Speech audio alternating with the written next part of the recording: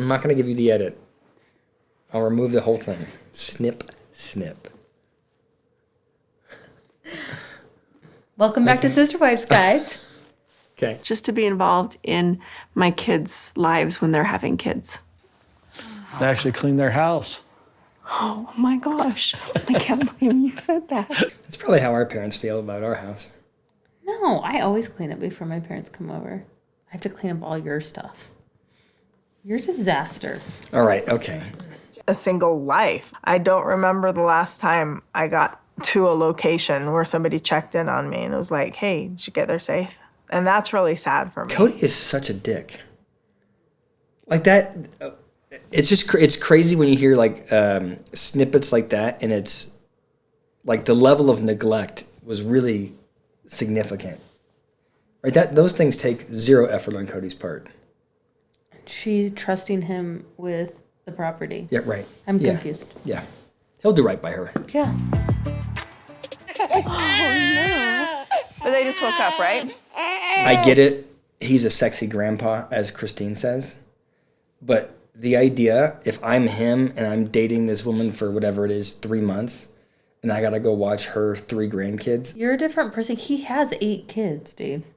I've got 2. And I think he has several grandkids as well. So I feel like... that seems like a nightmare to me. If I had to watch my own kids and they weren't my own kids, it would be a nightmare. No? I think you should cut that.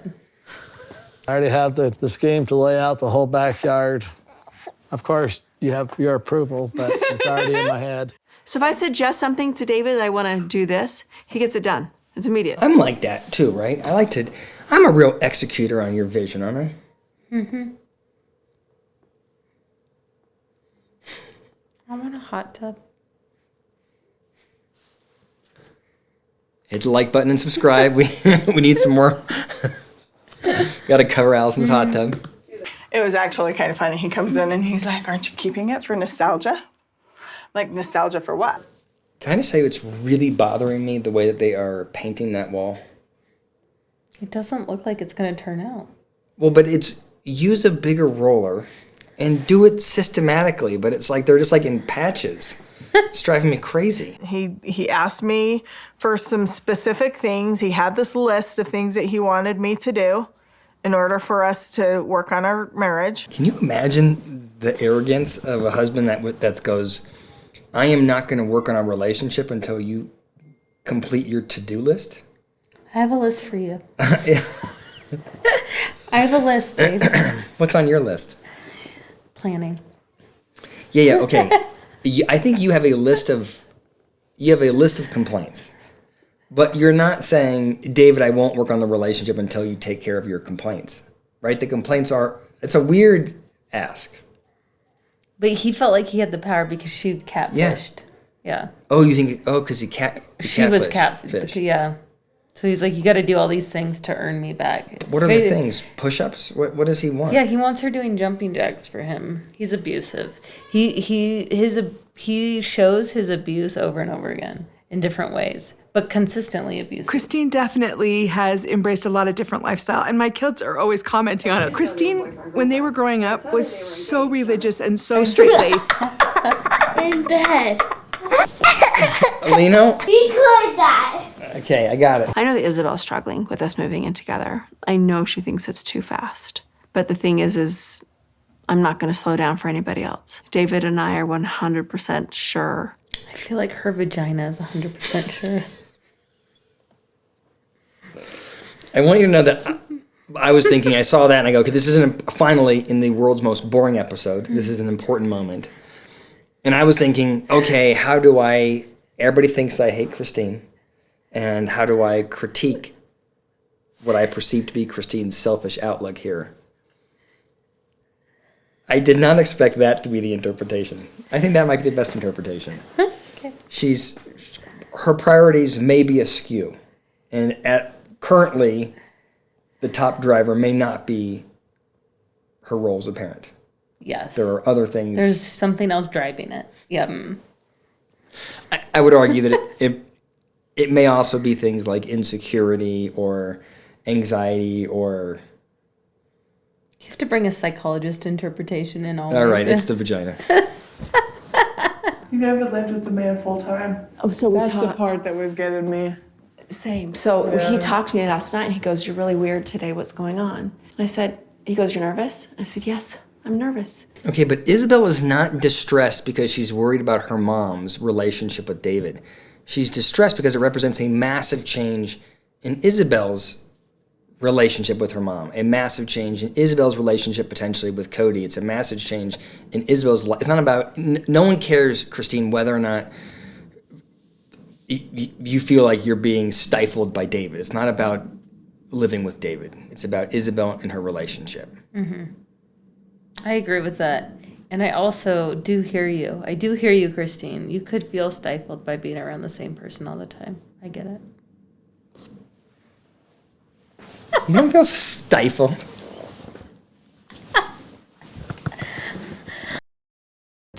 It's the first time that I'm living with a guy full time. But people do this. This is like normal. This is what people do. When they get married, they live with each other. And it's just usually them. And this is just what people do. Can I tell a quick story about when we first moved in together? I remember that we were watching TV.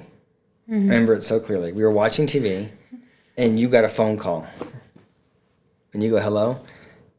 And you turn to me and you go, "Can you turn that off?" While you're going to plant your butt on the couch and take a phone call, and you wanted me to turn off my TV. You remember that? No. I still remember it being like, this is not going to work out. That's what made you think it was. Yeah. Yeah. Let me tell you the list, okay? Yeah, so Christine will be living with her boyfriend, husband, whatever, for full time for the first time. Like, they're every day, they're every night, I don't know, that would be just a very weird life after. Janelle's like, oh my God, my worst nightmare. There will be somebody there all the time. My immediate reaction is, in my heart, was, good, this will be good for Meri. But I never tell Meri what's going on in my heart anymore. It's not actually safe. What does that mean? It's not safe. I feel like it's a pop psych word. Yeah. People like to throw it around. Yeah. He needs some more psychological safety. Yeah. I failed to ask for alimony when we got the legal divorce, so I'm kind of out that. So, I put 30 years into this, help me move and get out of here. It's an interesting thing I hadn't even thought about. But like the Christines, like Christine, for example, has no resources beyond her house. That was it, right? Mm-hmm. But like no savings. Right, and Janelle is in a similar, he basically screwed all of them. And that's why she's saying, I didn't ask for alimony. And she trusts him to give her part of the property. Yeah, but right now he's thinking, maybe I can get away with this. All I have to do is drive her to Pair One. I can get out of it. Yeah. That's exactly where, I think that's where his mind is going. I would not want him to be on that trip at all. I would not want him to be on that trip at all. Mm-mm. He didn't have the integrity, the courage to actually sit down with me and have a conversation to say, this is not going to work. I agree. I think Kody's a coward. I think Robin's a coward too. Now she's acting all oh, she should go, but Robin's the one that was trying to coax her to stay. Yeah. Now Robin all of a sudden gets it. Oh, you get it? You understand? I dragged it out a little bit long because Robin was like, it's not right for you to break this off. She has to do this. And I finally went, she's not going to do this, and we're not safe together. I hate psychologists for making up that term. I'm mad at you guys. Well, psychological safety is something that exists. This is not the proper application. So annoying. He won't try to replace Dad, right? Because no one's going to replace your dad. Right. No one. Ugh. If you need a dad figure or a father figure or someone, he'll be whatever you need. That is the wrong answer from Christine. She said no one was going to replace your dad. But she moved too quickly. I feel like I'm always criticizing her. But she needs to acknowledge Ysabel's experience. Yeah. Which is, I am losing the mom that I had because my mom now has a very different personality, a very different outlook. My mom is consumed with some new guy. And my mom has moved, and now I'm going to see my mom in a different place than I am my dad, and what's that going to be like, and is this guy going to replace my... Like, there's a lot of anxiety that she's experiencing, and I wish that Christine would just slow down and talk through Ysabel's grief. But what happens is Ysabel says, you can see, like, they're going back and forth, and Ysabel's trying to take care of her mom and also express the distress, and Christine is just like, it's going to be fine. It's going to be fine. He's going to be perfect. This is the right one. Like, it's just like, we're just trying to put Band-Aids on Ysabel's distress versus sitting down and letting Ysabel talk about her anxiety, which, by the way, is freaking warranted. Agreed. I'm worried that my relationship with my father will be desolate, will like not exist anymore. Such a dick. What do you do if you're Christine? Right, so you slow down, you listen to Ysabel, but what do you say? He's not going to replace your dad. Period. Not. I know. I just feel myself wanting Ysabel's parents to protect her in some way, and I know that Christine has. Kody knows this, and obviously doesn't care, right? But it's just hard to watch. This is why, like, I never wanted to be a therapist for kids. Is because you watch these kids that are in these really shitty situations, and you have no ability to really influence the parents, and that's kind of what's happening here. Is Christine can watch Ysabel be in distress regarding Kody and has no ability to influence Kody. And to be honest, she's not willing to influence her own behavior with David. Yeah. So Ysabel is just stuck with one person that's hell-bent on changing everything immediately and another parent that's checked out. I know that part of that is also rooting for his relationship with his other wives. He was happier and I was happier when he was in a good place with them. Robin, I feel like you saw that too late. I'm glad you see it now, though. Get there faster. And so I'm posing with David, and then David goes, "This is my favorite place in all of the world, and you're my favorite person to be with." I'd like to marry you. I am happy for her that she's living the fantasy that she's had. Yeah. Seems nice. And Moab is so cool. Mm-hmm. I think you were surprised. Beyond surprised. I was so shocked. How was she surprised? They've bought a house, they've got the ring, and they've looked at wedding locales. She was really shocked? I mean, I feel like I knew right when he started.